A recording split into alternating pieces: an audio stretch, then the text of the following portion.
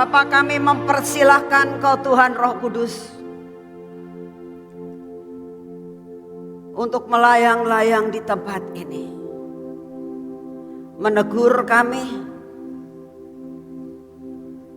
memberikan suatu pengertian buat kami, mengajar kami untuk menjadi anak-Mu yang berkenan di hati-Mu. Berikan roh pengertian untuk kami boleh menangkap firman-Mu ya Tuhan.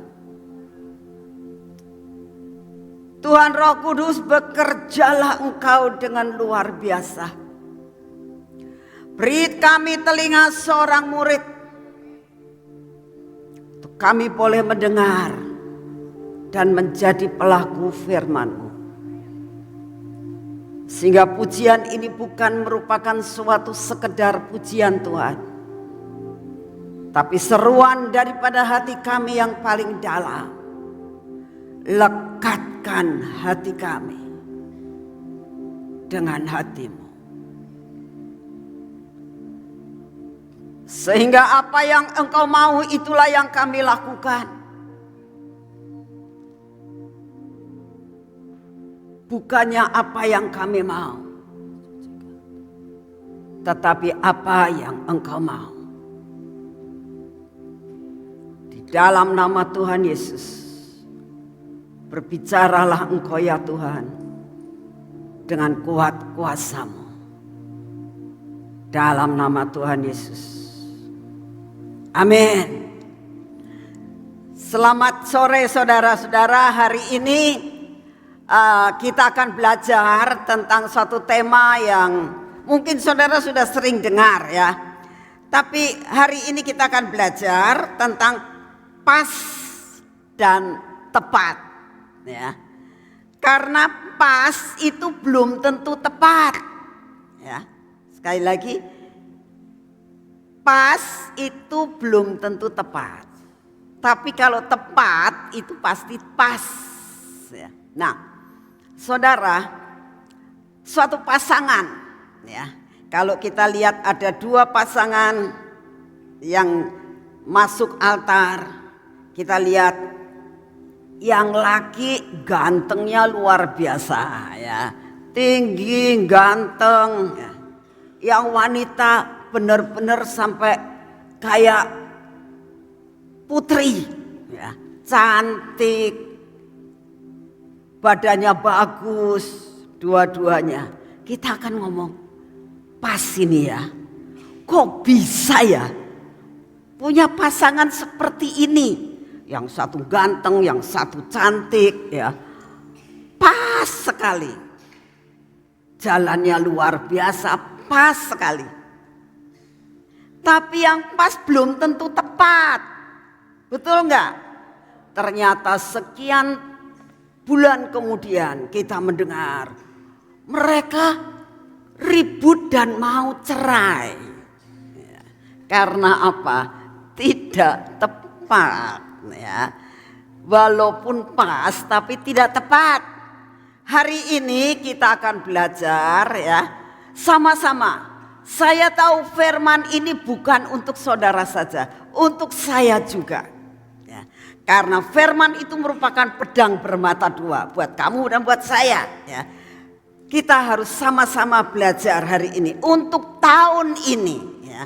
Untuk tahun ini menjalani 11 bulan yang masih ada di depan kita. Ini sekarang baru bulan 2 ya. Kita masuk bulan 2. Ini kita masih panjang perjalanan kita tahun 2023. Tuhan mau nak belajar dalam menjalani tahun ini.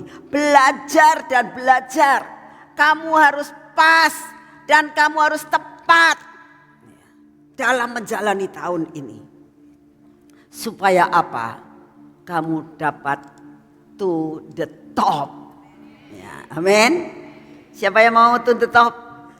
Ya, semua mau ya. Nah, saudara, untuk ini dalam deklarasi tahun ini itu kita ini mendapatkan yang dinamakan 7 roh Allah yang kita minta supaya menguasai hidup kita.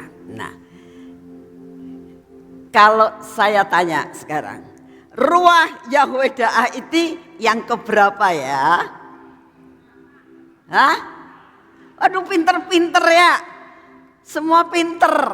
Saya senang kalau punya murid yang pintar ya. Saya senang kalau saudara semuanya itu mengerti dan tahu, oh ruah Yahweh Da'at itu yang keenam. Nah, kita akan baca sama-sama. Saya harap saudara ikut ya.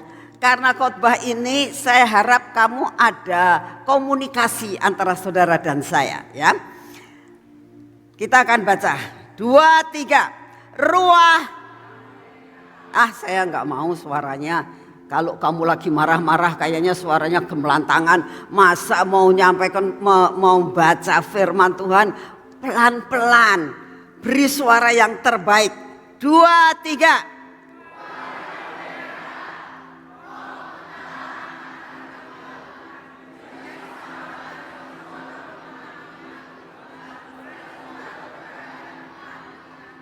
Ya begitu. Kalau didorong baru jalan, jangan kayak pedati.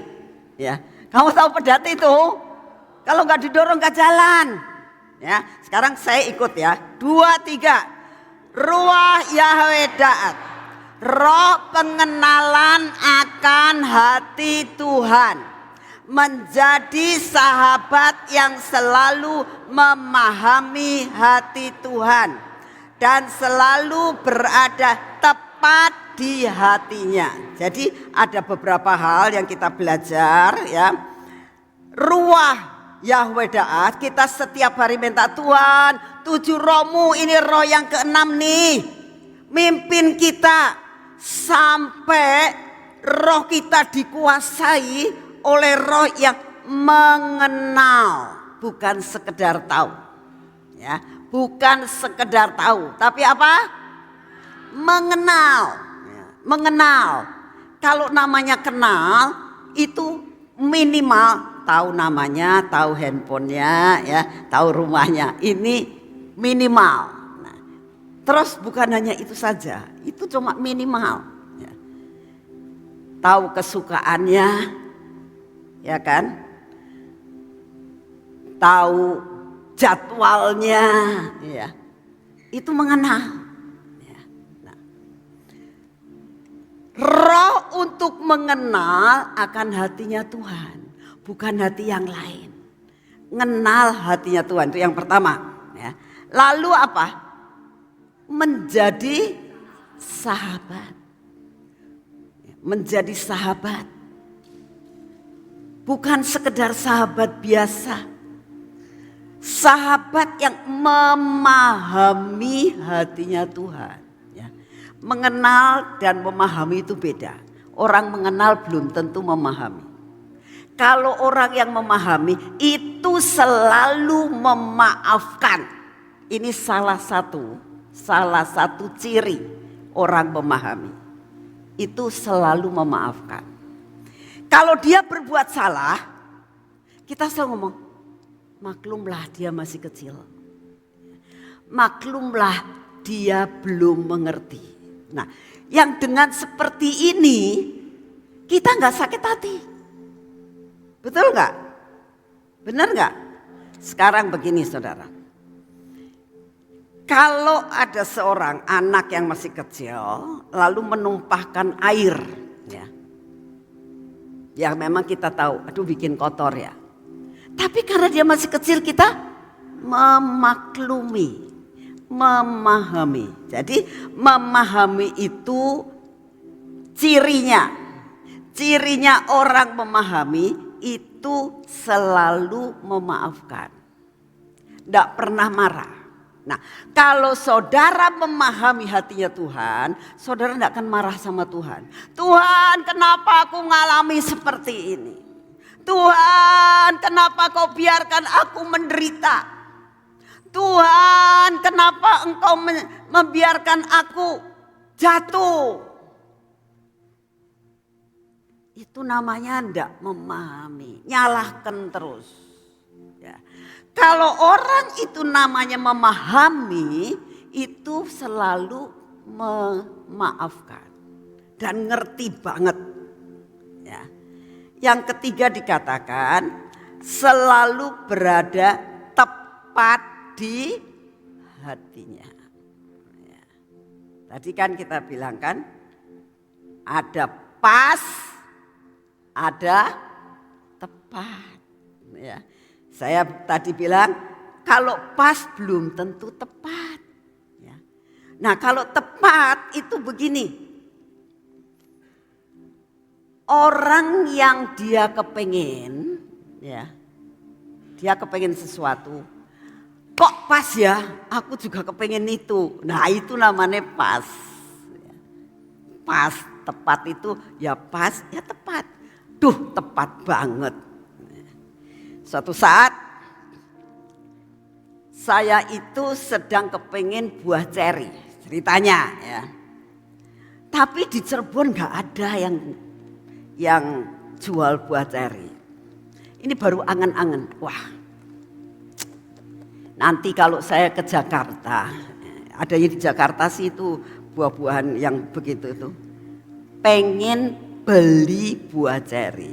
Nah, itu pagi nih, pagi. Tiba-tiba siang kira-kira jam 10 atau jam 11 ada kiriman.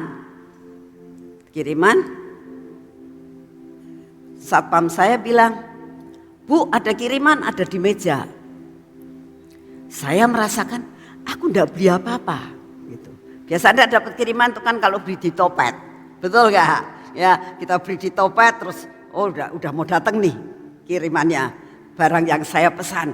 Saya enggak pesan apa-apa. Saya enggak lagi beli apa-apa. Dan kirimannya bukan sekedar kiriman makanan. Kalau kiriman makanan dari saudara-saudara di Cirebon enggak pakai bungkus yang bagus. Kresek. Oh saya tahu ini kiriman dari ini, kiriman dari ini, kiriman dari ini, saya tahu. Itu bungkusannya rapi. Seperti kiriman dari travel. Apa ya ini ya? Gitu.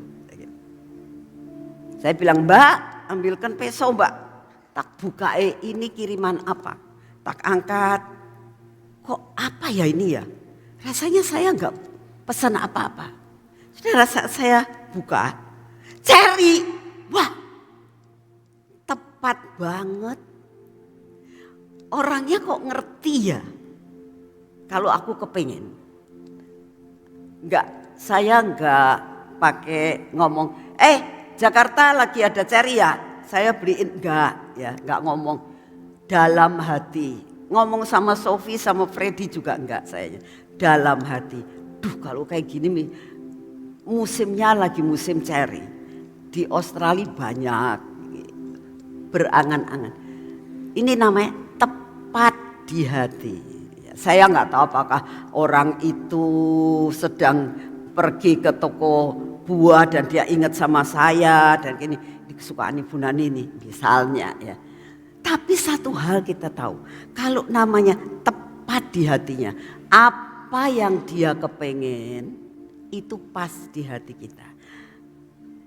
Kalau saudara yang namanya pas dan tepat itu apa yang diinginkan oleh Tuhan itu pas cocok dengan apa yang diinginkan oleh hati kita. Dan apa yang kita lakukan itu Tuhan ngomong seneng aku liatin karena pas seperti yang aku mau. Ya. Saudara, itulah yang dinamakan kita minta Tuhan berikan aku pimpinanmu dengan roh Yahweh Da'at. Supaya aku ini dapat menjadi pelaku firman-Mu.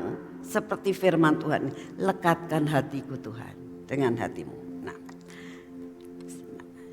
bagaimana caranya supaya pas dan tepat? Mau kan? Semua mau. Bagaimana caranya? Nah, arti daripada pas dan tepat, supaya bisa pas dan tepat, Tuhan katakan mereposisikan ulang hidup kita. Mereposisikan ulang hidup kita. Ya. Apa artinya mereposisikan ulang hidup kita? Tak kasih contoh ya. Saya bawa contoh ini. Supaya tahu inilah yang dinamakan reposisi. Ya. Ini apa? Ini apa? Dus. Bener dus kan? Ini apa? Kok diem semua? Pada tidur tah? Hah? Tidur tah? Yang di atas pada tidur. Nah, ini apa? Dus. Ini apa? Styrofoam. Betul? Pas enggak? Enggak pas ini. Apalagi tepat. Terus enggak tepat. Enggak pas. Ya. Ini gambaran. Ini hidup saudara dan saya. Dan ini kemauan Tuhan. Ya. Tuhan ngomong, nak, paskan dan tepatkan di hatiku. Di posisiku. Gak masuk Tuhan. Benar? Gak bisa masuk kan? Bagaimana caranya styrofoam ini bisa masuk? Bagaimana hati kita bisa masuk dan dikatakan pas dan tepat? Gimana caranya? Nah, Lis ngomong dipotong. Betul? Dipotong. Direposisikan. Direposisikan. Ini posisi nggak tepat, masuk ke sini juga nggak tepat, harus direposisikan. Posisinya yang nggak benar kamunya, harus dibenarkan. Untuk dibenarkan, dipotong, potong. Ya, saya mau panggil Harry ke sini. Coba ini orang interior, kalau nggak bisa motong ya, neng di depan baik, di depan sini, nggak usah naik kamu. Nah, bagaimana caranya supaya ini bisa masuk? Kamu orang interior ya.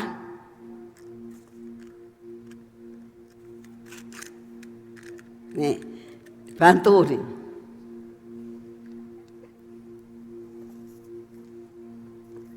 Coba dilihat cara Koheri itu melakukan sesuatu. Dipotong. Hidup saudara supaya pas di hatinya Tuhan harus diapain? Dipotong. Lah, dipotong kerak. Nanti gimana kalau dipotong? Sakit.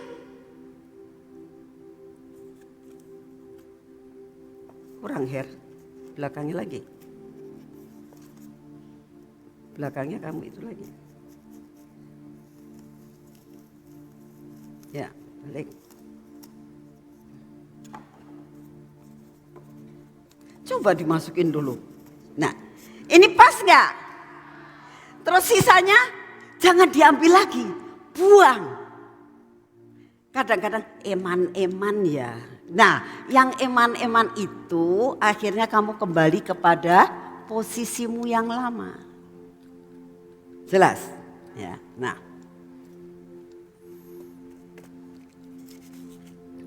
pada saat saya memikirkan akan hal ini, Tuhan mulai bicara, nak, dipotong tuh ndak enak. Ya. Dikikis itu nggak enak. Mungkin dia akan mengatakan begini, ya. Aduh, janganlah. Lebih bagus tadi. Ya, lebih bagus tadi. Tapi Tuhan bilang nggak bagus. Bagus kalau pas dan tepat. Kalau pas dan tepat, kamu balik gini juga nggak jatuh, karena ngeleket ini. Apalagi kalau sudah dilem, lebih lagi. Ya. Inilah yang Tuhan mau. Hatimu harus direposisikan sampai tepat di hatinya Tuhan. Inilah yang dinamakan direposisikan ulang hidup kita. Ya, direposisikan ulang dalam hidup kita. Kenapa harus begitu? Kenapa harus direposisikan? Karena supaya saudara dan saya tahu siapa saudara ini. Ya. Siapa? Wis nyeleweng atau belum dalam kehidupan? Siapakah saudara dan saya? Saudara saya dan saya pengen tahu siapa sebenarnya saudara dan saya. Pengen tahu enggak? Saudara dan saya jawabannya di 1 Korintus 3 ayat 16. Ini keadaan saudara. 1 Korintus 3 ayat yang ke-16. Inilah keadaan panggilan saudara. 1 Korintus 3 ayat 16. Kita baca sama-sama ya. Ini keadaan saudara. Siapakah saya ini? Ya, pertanyaannya, siapakah saya ini? Ya. Kata-kata kamu diganti saya. Ya. 2, 3. 1 Korintus. Ayo suaranya. 2, 3.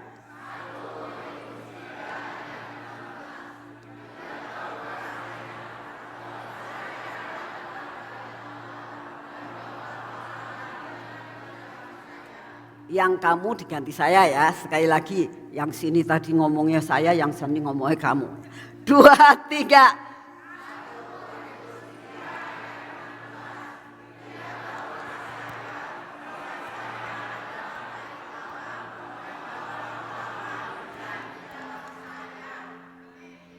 Amin. Kalau saya tanya, kamu ini siapa? Jelas? Kamu ini siapa? Ya. Jadi saudara tahu, nyadar. Aku ini adalah bait Allahnya Tuhan. Dan rohnya siapa? Roh Tuhan ada di dalam. Keadaan kita sekarang bagaimana? Tadi nggak tepat dan tidak pas. Keluar dari jalur. Keluar dari identitas saudara. Saudara dan saya punya identitas. Yaitu bait Allah. Sekarang dikatakan, benar nggak aku ini sebagai bait Allah ya Tuhan? Benar nggak? Roh Allah itu ada di dalam diri saya. Saudara, rohnya Allah loh, bukan roh manusia. Sekarang ya, kalau saudara itu tahu bahwa di sini aja, nggak usah di dalam, di sini saja. Tiba-tiba ya, ada Pak Presiden Jokowi datang. Ya. Kamu berani duduknya sembarangan? Kamu berani tumpang kaki? Kenapa? Kenapa gak berani kamunya? Ada penghormatan. Dan mengerti persis siapa yang datang dan siapa saya. Betul. Kalau saudara tahu bahwa di dalam diri saudara ada roh Allah, kayaknya berani kurang ajar enggak? Berani berbuat yang tidak baik terhadap tubuhmu enggak? Enggak berani. Nah, tapi kita apa yang kita sering lakukan? Kita sering melakukan enggak pas, enggak ngerti, enggak sadar untuk hal ini. Hari ini Tuhan mengatakan, nak, kamu harus ngerti. Kamu harus sadar. Harus balik kepada posisimu. Yaitu bait Allah, di dalam dirimu ada roh Allah. Ya. Nah, di dalam bait Allah yang dibangun oleh Salomo, itu terdiri dari 3 bagian.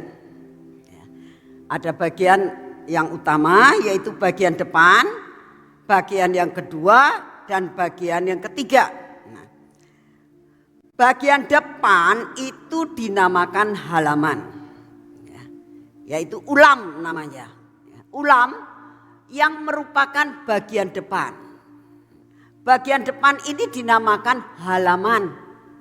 Di situ suasananya ramai sekali karena mereka siap untuk tukar uang, beli kambing domba, lembu atau burung. Ramai, orang banyak jual beli.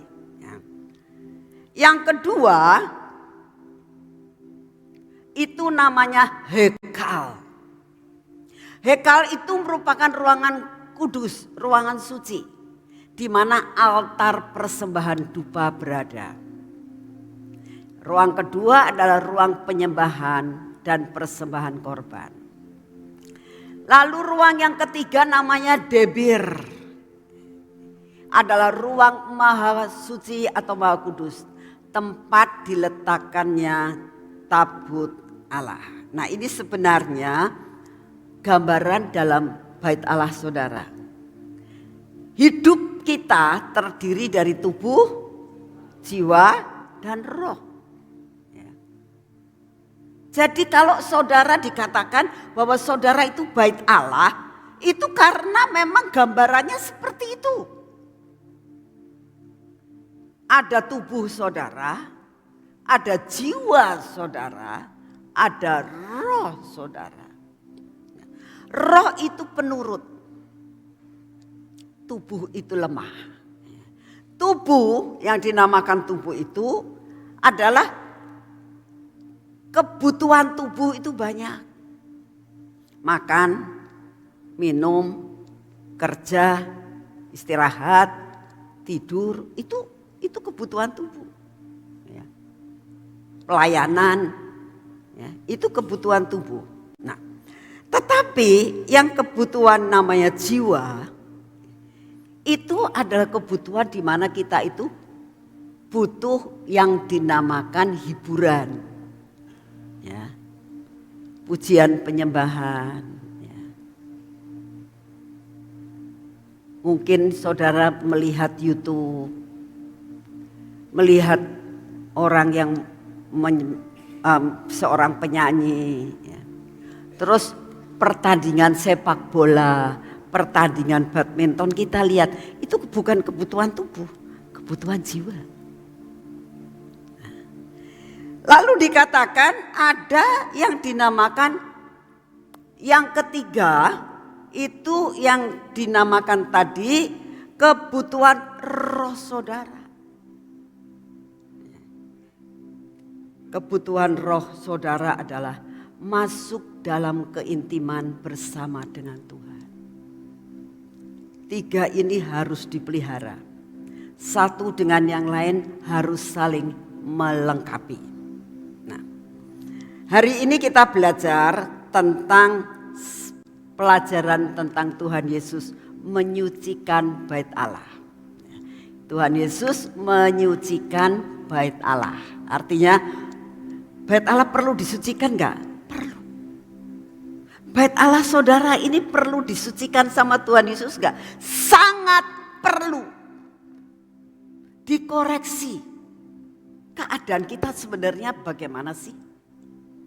Kita akan baca dari Matius 21 mulai dari ayat yang ke-12. Semua tahu ceritanya tentang bait Allah ini, tapi saya hanya mengambil 2 ayat. Lalu Yesus masuk ke bait Allah. Ya, saudara tahu, begitu saudara terima Yesus, saudara katakan, Tuhan, masuklah Engkau ke dalam hatiku. Betul? Bertatalah Engkau dalam hatiku. Ampuni dosa dan kesalahanku Tuhan Yesus. Begitu Tuhan Yesus masuk, Tuhan Yesus ngelihat tubuh, jiwa dan rohmu kayak apa. Nah, ini dilihat di sini. Lalu Yesus masuk ke bait Allah dan mengusir semua orang yang berjual beli di halaman bait Allah. Ia membalikan meja-meja penukar uang dan bangku-bangku pedagang merpati. Ayat 13. Dan berkatalah Tuhan Yesus kepada mereka, ada tertulis, rumahku akan disebut rumah doa, tetapi kamu menjadikannya sarang penyamun. Saudara, waktu saya mendapatkan ayat ini gak begitu ngeh. Sebab apa? Karena sudah biasa. Oh, Tuhan Yesus membersihkan bait Allah. Tapi saat Tuhan menerangkan tentang hal ini, itu seperti saya ditampar Tuhan. Saya bilang, saya butuh reposisi bait Allahku ini. Sebab sekali lagi dikatakan, mengusir semua orang yang berjual beli. Nah saudara, saat saya membaca ini, saya mulai berpikir begini. Kenapa ya kok nggak boleh? Sedangkan, tak ceritain dulu ya. Di bait Allah itu kan di Yerusalem. Yang datang ke bait Allah buat nyembah Tuhan. Buat mau memberikan korban. Itu bukan hanya sekedar dari Yerusalem. Dari orang-orang jauh-jauh semuanya itu mereka ini pada datang. Sekarang bayangkan kalau orang datang dari jauh-jauh bawa kambing, bawa domba, bawa lembu, bawa burung.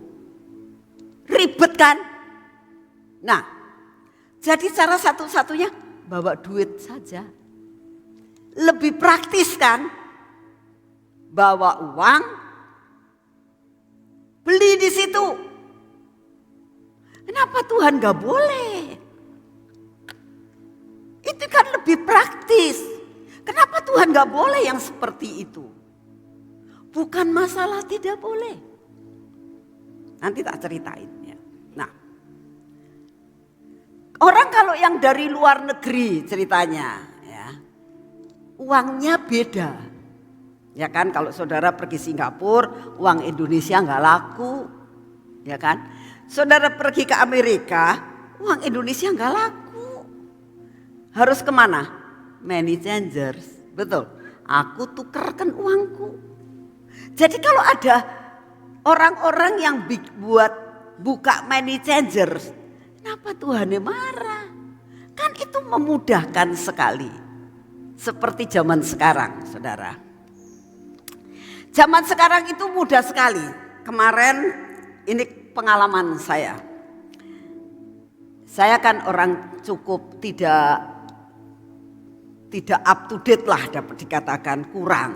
Nah, kemarin jadi kalau pergi-pergi ya mesti bawa duit sayanya, bawa dompet, bawa duit ya.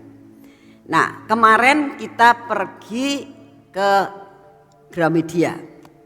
Nah, anak-anak beli bolpen, gitu. Sayanya beli isi bolpen.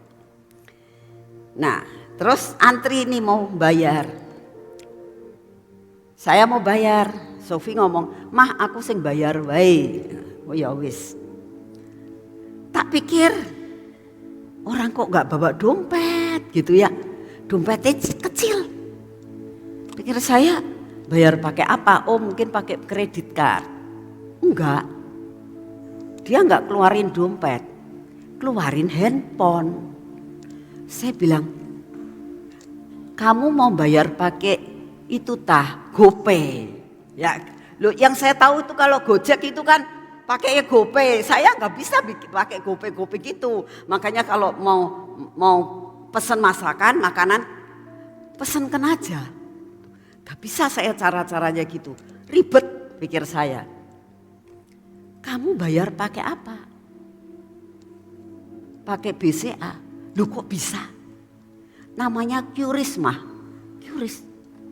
Itu mesti download tah. Enggak pakai download. Itu sudah ada di handphone mama. Masa? Saya lihat dia caranya. Tet. Oh iya ya. Sudah ada di situ. Sudah masuk kan Mbak? Sudah. keluar itu receive-nya. Oh, bagus ya zamannya sekarang. Jadi nggak perlu mas sekarang zamannya, memudahkan. Ya. Nah, sekarang kalau dibandingkan saya mulai baca ini, kenapa ya Tuhannya kok nggak boleh ya? Itu kan sangat memudahkan.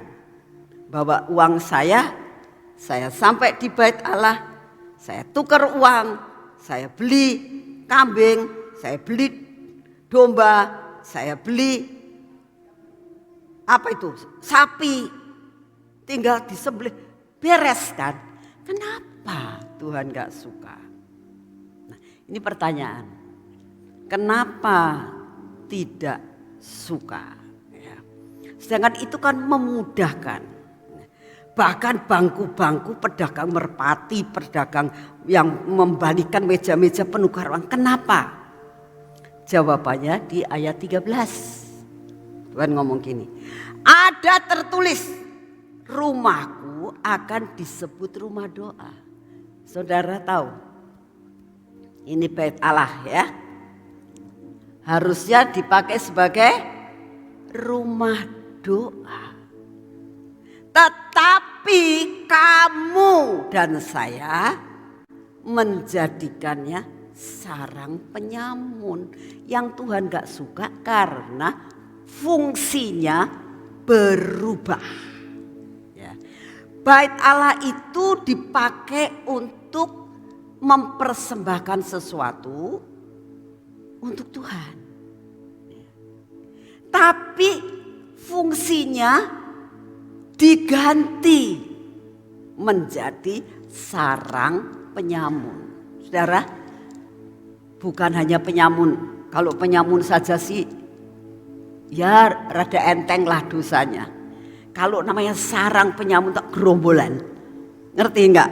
Kalau namanya sarang itu bukannya orang satu, gerombolan orang banyak. Sarang penyamun. Nah, kamu tahu enggak penyamun itu apa sih? Penyamun itu perampok, merampok, merampas, mengambil dengan paksa. Itu namanya penyamun. Kita koreksi diri kita saat ini. Apakah aku ini, bait Allahku ini, aku di dalamnya ada sarang penyamun. Ya. Apa yang kamu rampas? Kalau namanya rampas itu bukan menjadi hak kita. Perpuluhan bisa kamu rampas. Ya. Apa yang menjadi hak Tuhan, kamu ambil. Itu namanya penyamun. Tanpa saudara sadari. Waktu yang harus untuk Tuhan, kamu rampok. Untuk apa? Untuk main HP berkelebihan. Nah, saudara datang ke tempat ini, ya, tujuannya untuk apa? Untuk ibadah bukan? Tapi apa yang kamu lakukan saat kamu ada di tempat ini? Kejadiannya minggu yang lalu, saudara. Ya. Minggu yang lalu saya duduk pujian penyembahan. Saya lihat kanan kiri, saya nyembah dengan sungguh-sungguh. Mereka kagum dengan Frankie. Ya. Kagum, ikut nyanyi sungguh-sungguh. Oke, bagus. Ya. Saat firman disampaikan, ya, saya nggak tahu kalau firman disampaikan itu kan. Tapi saya itu kebelet kencing, saudara. Jadi saya bilang, aduh Tuhan, gak pantas ya. Pas firman disampaikan saya mau ke belakang kencing. Tapi saya pikir-pikir kalau saya gak kencing, nanti bentar lagi saya naik panggung, ada kebelet kencing di sini masa saya permisi ya, saya mau ke kamar mandi dulu. Kan lebih lucu, pikir saya. Lebih baik saya kencing sekarang aja. Dan di tengah-tengah khotbah itu saya ke belakang. Saudara tahu? Di bagian belakang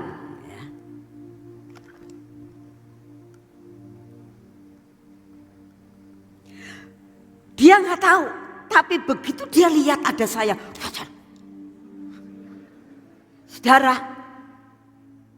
terus bisik-bisik, ada Bu Nani. Biasanya Bu Nani nggak pernah ke belakang. Ini kayak polisi, tanda gitu ya, saudara. Tujuan saudara ini ngerampok itu namanya. Penyamun.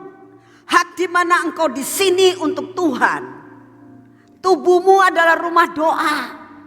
Bukan gedung ini sebagai rumah doa saja. Tubuhmu bait Allah. Engkau adalah rumah doa. Untuk nyembah Tuhan. Ngisi hidupmu. Ngisi baitmu. Kok kamu pakai buat ini? Ini waktunya di rumah masih bisa. Ya. Yang kedua, sebenarnya malam itu adalah waktu kita istirahat. Berapa banyak anak-anak, ini para orang tua yang suka ngomel sama saya. Anak saya itu tidur jam 1, jam 2, ngapain? Main game. Itu pun termasuk penyamun. Ya. Jadi kalau kamu beribadah di hadapan Tuhan, kamu harus tahu, tubuhku ini bait Allah, rumah doa. Jaga baik-baik. Ya. Jangan kamu menjadi penyamun, apalagi menjadi sarangnya penyamun. Ayo, ya. Saya berdoa untuk tahun ini, ya. Belum terlambat bertobat. Menjalani tahun ini, nyadar siapa diri kita. Ya.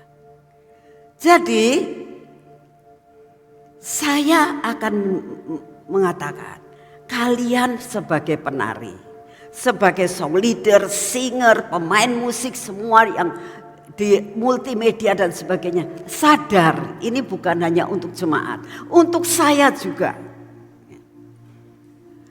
untuk semua pelayan. Tuhan, selidiki hatiku, aku jadi penyamun gak ya? Apa yang saya rampas dari bait Allah yang sudah kau tebus ini? Ayo kita selidiki. Ya. Saudara, merampas apa yang bukan menjadi hak kita. Siapa yang sanggup untuk mereposisikan? Yesus katakan, aku datang buat membongkar semuanya. Membalikan yang tidak benar, ya, dikembalikan, direposisikan. Ya. Kadang-kadang penyamun itu nggak kelihatan. Iblis itu untuk menggiring saudara dan saya menjadi penyamun, kadang-kadang nggak sadar kitanya. Ya. Ternyata, aduh, aku sudah terlalu jauh. Kita belajar dari Daud. Dari 1 Tawarikh 21 mulai ayat yang pertama sampai selanjutnya. Iblis bangkit melawan orang Israel. Dia membujuk Daud untuk menghitung orang Israel. Iblis tidak tinggal diam. Dikatakan iblis itu seperti singa yang mengaum-ngaum. Ingin melakukan sesuatu dalam hidupmu untuk kamu jatuh. Untuk kamu jauh dari Tuhan. Untuk engkau meninggalkan akan Tuhan. Hati-hati. Kalau lagi enak-enak kadang-kadang di depan kamu dikasih kulit pisang. Supaya kepleset. Itu iblis. Oleh karena itu berwaspadalah. Daud pun sama, lagi enak-enak diberkati Tuhan luar biasa. Tiba-tiba iblisnya mulai busuk-busukin. bisik-bisik sesuatu. Lakukan aja, lakukan aja.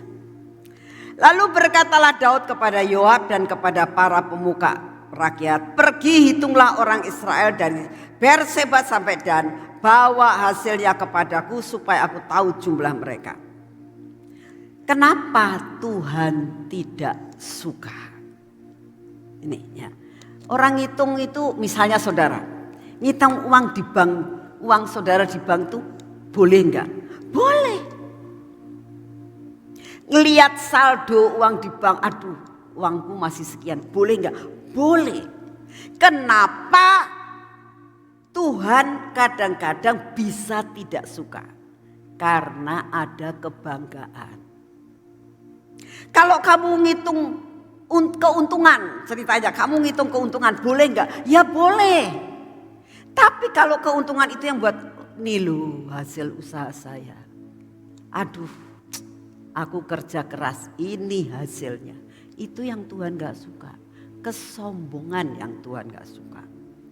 Kenapa Daud jatuh? Karena kesombongan. Dia ngerasa dia sudah bisa mampu, sudah sukses. Saya berdoa buat setiap kita. Kalau engkau mimpin pujian, kalau engkau lakukan segala sesuatu, rasanya ada orang mengatakan, bagus ya hari ini pujiannya. Bagus ya tarian kamu. Selidiki, ini bait Allah. Ada penyamun enggak dalam hidupku? Sampai mencuri kemuliaan Tuhan dalam hidupku. Harus diselidiki. Ada kebanggaan enggak dalam hidupku? Ya. Saudara, kenapa setiap kali orang yang datang ke sini dan mengatakan, Ibu Nani aku minta didoakan. Kalau Tuhan enggak suruh saya doakan, saya bilang, datang ke taman Tuhan. Kamu tak tanya, kamu datang ke sini mau ketemu Ibu atau ketemu Tuhan Yesus? Ya ketemu Tuhan Yesus, datang ke taman. Doa, kamu ketemu Tuhan Yesus. Jauh lebih apa yang kamu rindukan menjadi kenyataan daripada kamu ketemu saya. Karena saya mau belajar, Tuhan, jangan sampai orang itu lalu nyari saya. Loh, saya itu bisa apa? Gak bisa apa-apa, saudara. Gak bisa apa-apa.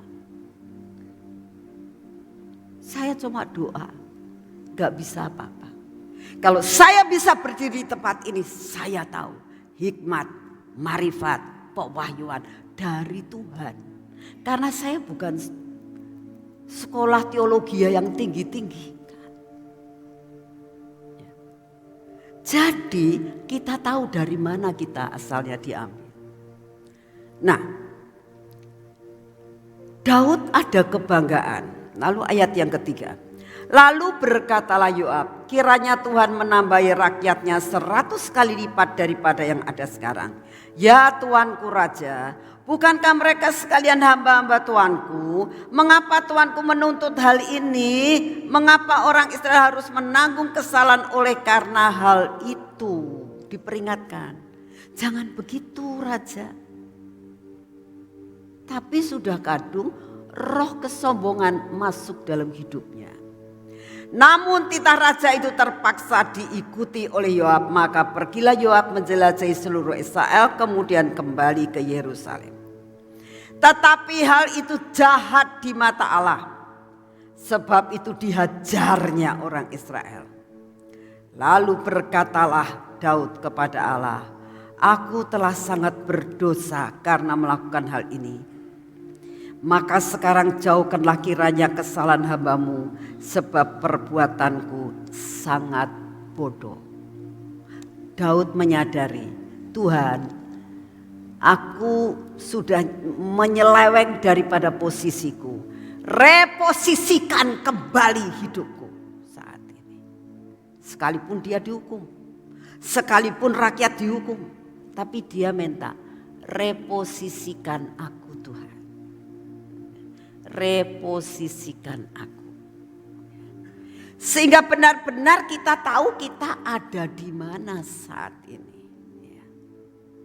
Kalau saudara di tempat ini terus saudara main handphone, ya, kamu harus tahu Bukannya kamu takut sama Ibu Nani, enggak. Yang tanggung jawab kamu sama Tuhan. Ya. Saya enggak bisa ngukum apa-apa. Daud hukumannya dari siapa? Dari Tuhan.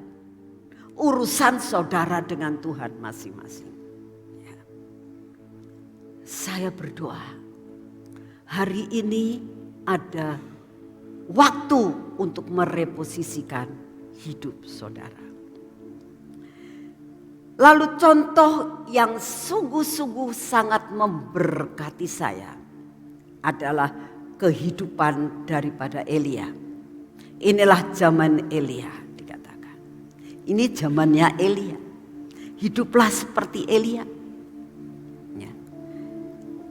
Ada beberapa yang kita tahu hatinya Elia itu pas dan tepat di hati Tuhan.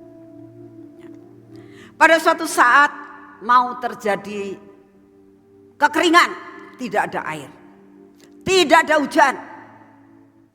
Lalu dia disuruh sama Tuhan. Di dalam 1 Raja-Raja 27 ayat 2. Kemudian datanglah firman Tuhan kepadanya. Ada firman Tuhan, perintah.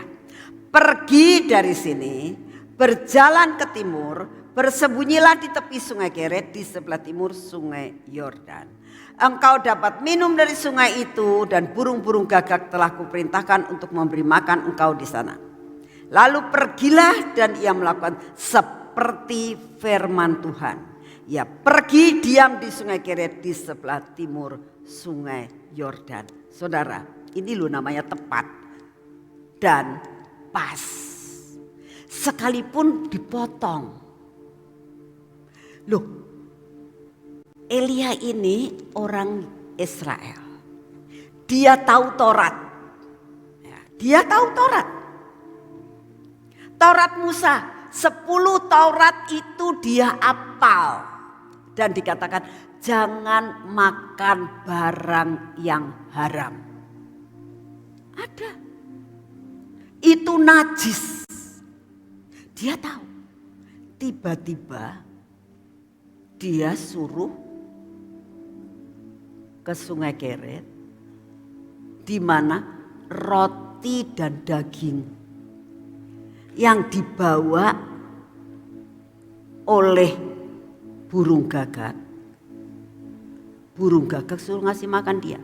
Saya nggak akan panjang lebar, saudara bisa mendengar khotbah saya tentang sungai Keret. Loh Tuhan,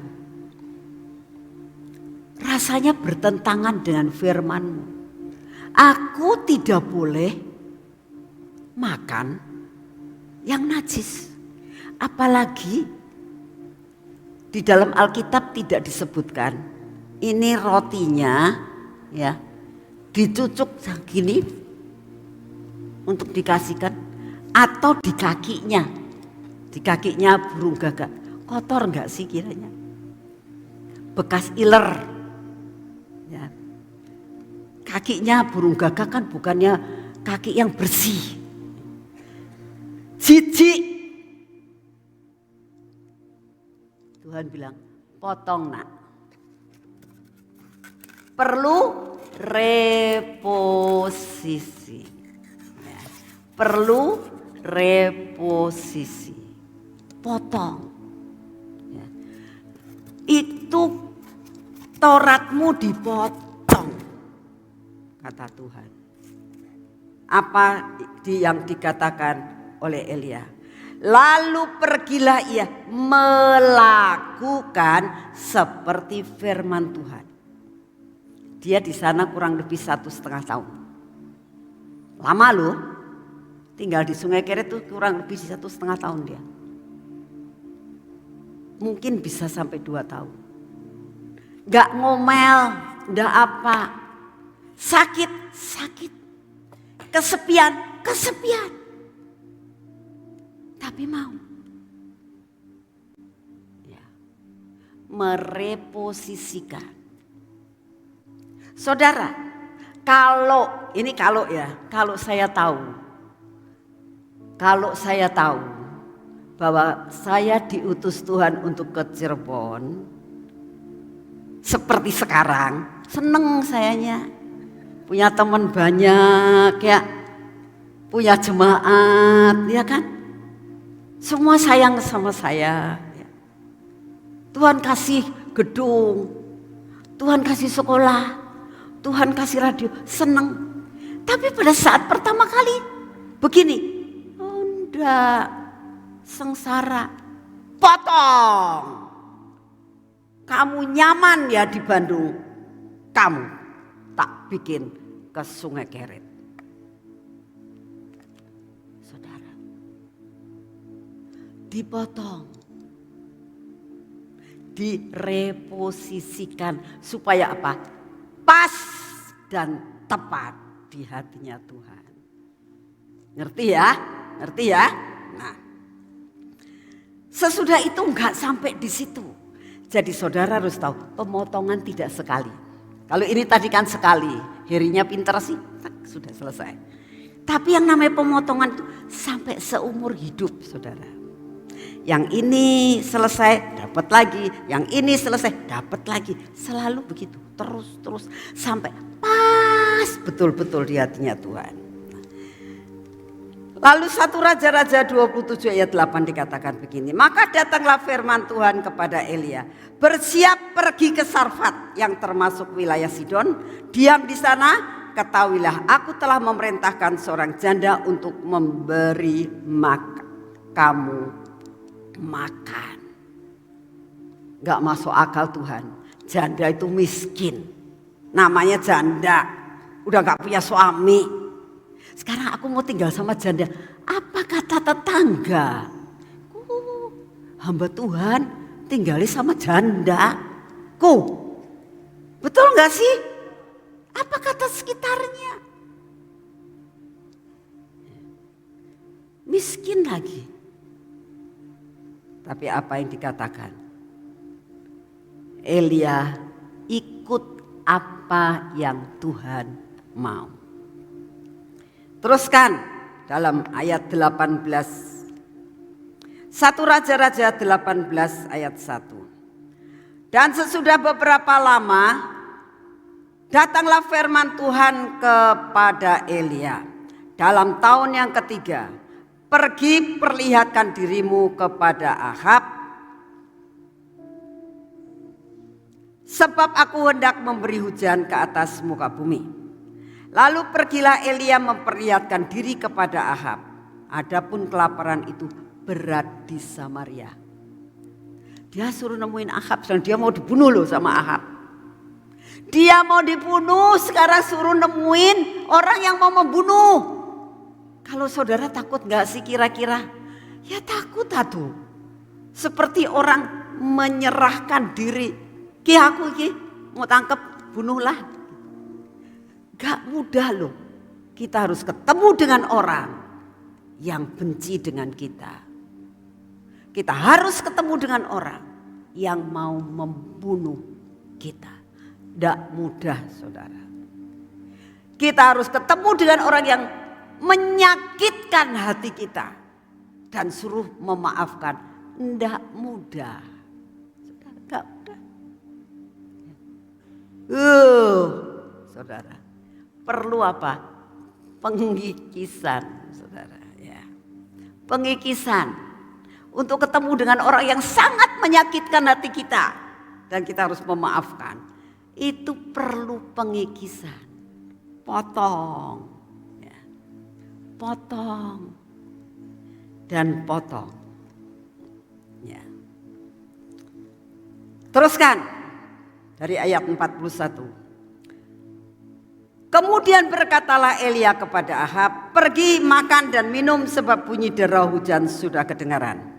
Lalu Ahab pergi untuk makan dan minum, tetapi Elia naik ke puncak gunung Karmel, lalu ia membungkuk ke tanah dengan mukanya di antara kedua lututnya. Setelah itu ia berkata kepada bujangnya, naik ke atas, lihat ke arah laut. Bujang itu naik ke atas, ia melihat dan berkata, tidak ada apa-apa. Kata Elia, pergi sekali lagi. Demikian sampai 7 kali. Ya. Angka sempurna. Ya. Nurut gak? Nurut. Coba lihat, gak ada Tuhan. Doa lagi. Coba lihat, belum ada Tuhan. Doa lagi. 7 kali saudara. Mungkin saudara sudah bosan. Wah, sudahlah. Elia tetap pas di hati Tuhan. Dia memahami. Oh belum pol doanya saya. Doa lagi. Pergi lagi, gagal lagi. Belum pas doanya saya. Lakukan lagi. Aduh Tuhan, belum ada lagi. Belum pas di hati Tuhan. Terus sampai pas baru dia tahu. Karena dia memahami hatinya Tuhan. Ndak gerutu. Ya. Ndak gerutu. Hasilnya apa? To the top. 2 Raja-Raja 2 ayat 1. Menjelang saatnya Tuhan hendak menaikkan Elia ke surga dalam angin badai, Elia dan Elisa sedang berjalan ke Gilgal. Sedang mereka berjalan terus sambil berkata-kata, tiba-tiba datanglah kereta berapi dengan kuda berapi memisahkan keduanya. Lalu naiklah Elia ke surga dalam angin badai. Enak banget, gak mati. Siapa yang mau diangkat ke surga, ketemu Tuhan di awan-awan tidak pakai mati, ya. Mau kan? Harus to the top. Ya. Pas di hati Tuhan. Ya. Luar biasa. Upah daripada pas dan tepat. Upah bukan hanya di dunia, di surga. Bukan hanya di surga, di dunia saudara akan diberkati Tuhan. Luar biasa, saudara mendapat jaminan yang Tuhan sudah berikan. Saya minta pemain musik semuanya dan song leader singer maju ke depan. Saudara, biarlah pada malam ini ada reposisi. Ya. Siapa yang mau benar-benar mengatakan Tuhan aku mau direposisikan? Coba angkat tanganmu tinggi-tinggi. Biar Tuhan melihat. Biar Tuhan melihat bahwa engkau mau direposisikan. Apakah ada penyamun-penyamun dalam hidupmu? Apakah engkau sendiri menjadi penyamun terhadap dirimu? Merampas segala sesuatu yang bukan menjadi hakmu. Itu penyamun.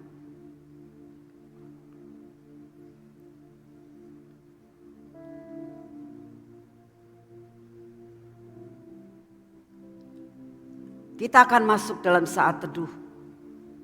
Saat antara engkau dengan Tuhan secara pribadi. Selidiki dalam hidupmu dan hidup saya.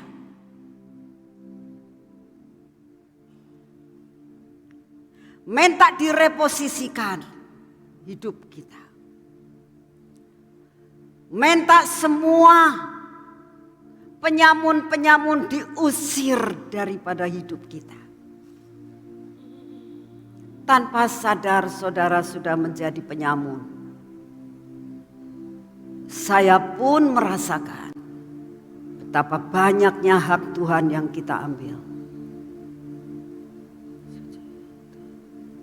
Tidak mengerti bahwa kita adalah bait Allah dan rumah doa. Bukan menjadi sarang penyamun. Ada sebuah nyanyian. Saya minta pujian ini dinyanyikan dengan hati. yang keluar dari hatimu yang paling dalam. Ada kerinduan yang sungguh-sungguh dan katakan, Tuhan, aku merindukan hadirat-Mu. Karena di hadirat Tuhan itu ada kesembuhan. Di hadirat Tuhan ada reposisi. Di hadirat Tuhan, Tuhan akan datang dan mengobrak-ngabrik semuanya. Minta hati kita dipenuhi hadirat Tuhan. Saya tidak ingin menyanyi dari mulut saja. Biar keluar dari hatimu yang paling dalam. Ya Tuhan, ku rindukan hadirat-Mu, memenuhi hatiku. Katakan sekali lagi, ya Tuhan, Aku sujud menyembah-Mu.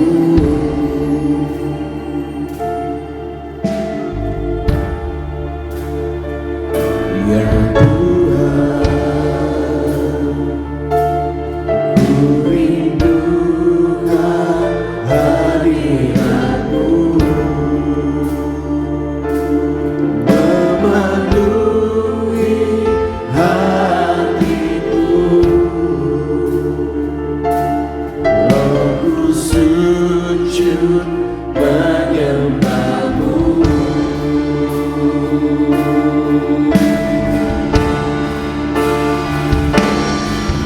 Biar awan kemuliaan-Mu turunlah memenuhi bait suci-Mu. Curahkanlah Roh Kudus-Mu, memenuhi hatiku. Biar awan kemuliaan, biar awan kemuliaan-Mu turunlah memenuhi bait suci-Mu. Curahkanlah Roh Kudus-Mu, memenuhi hatiku. katakan dengan segenap hati, ya Tuhan.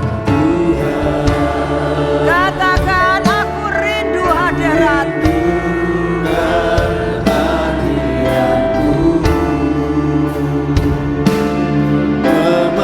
Memenuhi hatiku. Tuhan, penuhkan tempat ini dengan hadirat-Mu, Tuhan. Menyembah-Mu. Ya Tuhan, Ya Tuhan, ya Tuhan.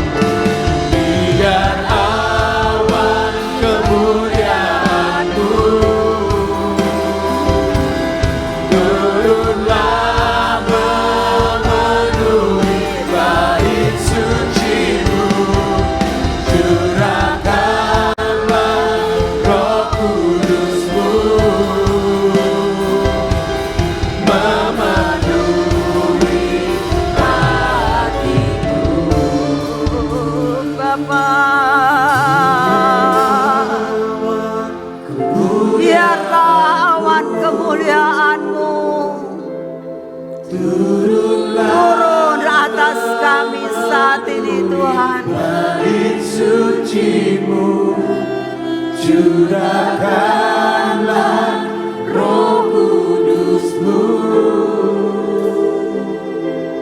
memenuhi hatiku. Biarlah Engkau mengusir semua Tuhan penyamun-penyamun yang ada dalam hidup kami. Ampuni Tuhan, ampuni kami.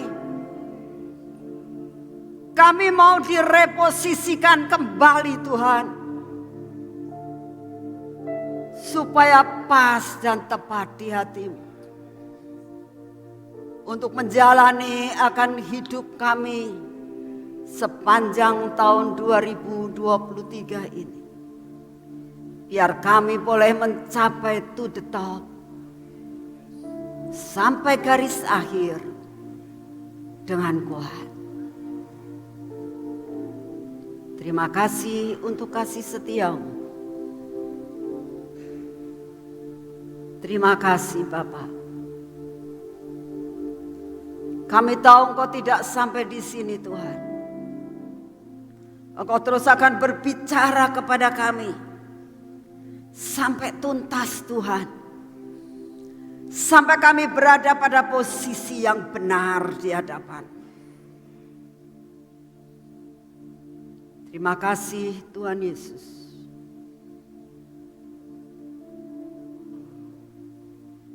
Biar awan kemuliaan-Mu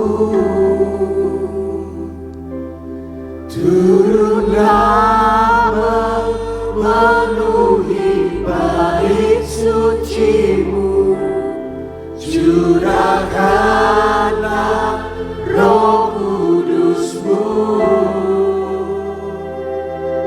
memenuhi hatiku. Biar awan kemuliaan-Mu turunlah memenuhi bait suci-Mu, curahkanlah Roh Kudus-Mu penuhi kami.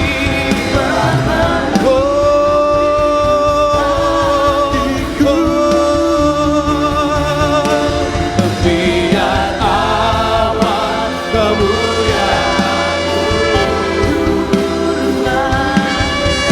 turunlah memenuhi bait suci-Mu, curahkanlah Roh Kudus-Mu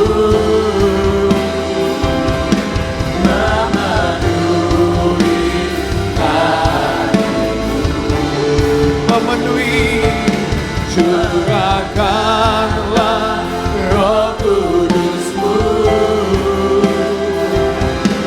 memenuhi, curahkan Tuhan, curahkanlah Roh Kudus-Mu memenuhi hatiku.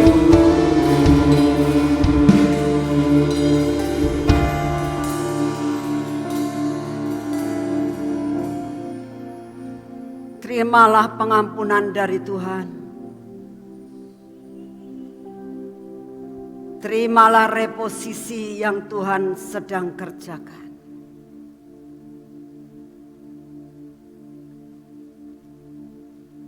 Dipotong itu pasti sakit. Relakan dirimu supaya hidupmu, hidup saudara dan saya pas dan tepat di hatinya. Terima kasih ya Bapa. Terima kasih untuk kasih setiamu. Terima kasih untuk firman-Mu. Kau meteraikan semua dalam hati kami. Kami sudah mengerti, kami sudah nangkap, dan kami mau menjadi pelaku firman-Mu. Terima kasih untuk semuanya. Meteraikan semua firman-Mu dengan tubuh dan darah-Mu. Mari saudara, kita akan masuk dalam perjamuan kudus. Buat saudara yang belum mempunyai dan belum dibagikan perjamuan, silakan angkat tangan supaya para asyir bisa menolong dan memberikan kepada saudara. Kalau sudah, kita akan bangkit berdiri.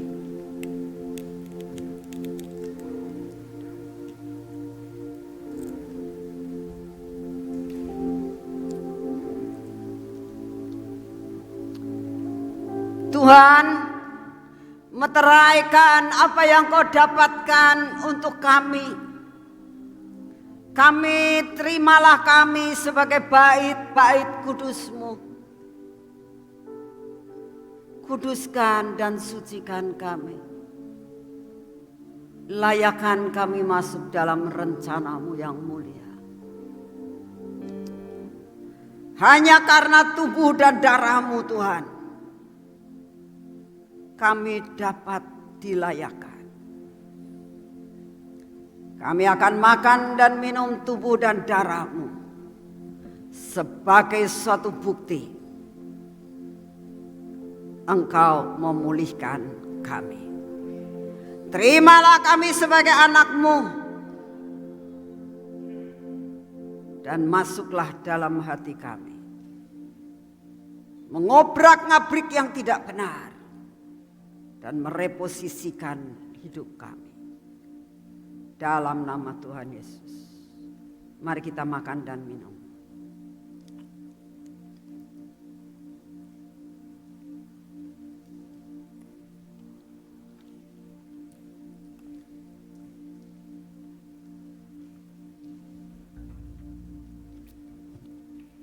Kita nyanyikan The Blood. Hanya darah Yesus yang menjamin kita masuk dalam kemenangan.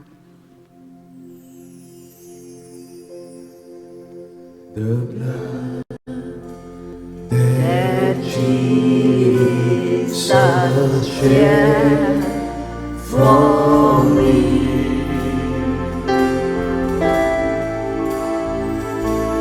Way back on Calvary,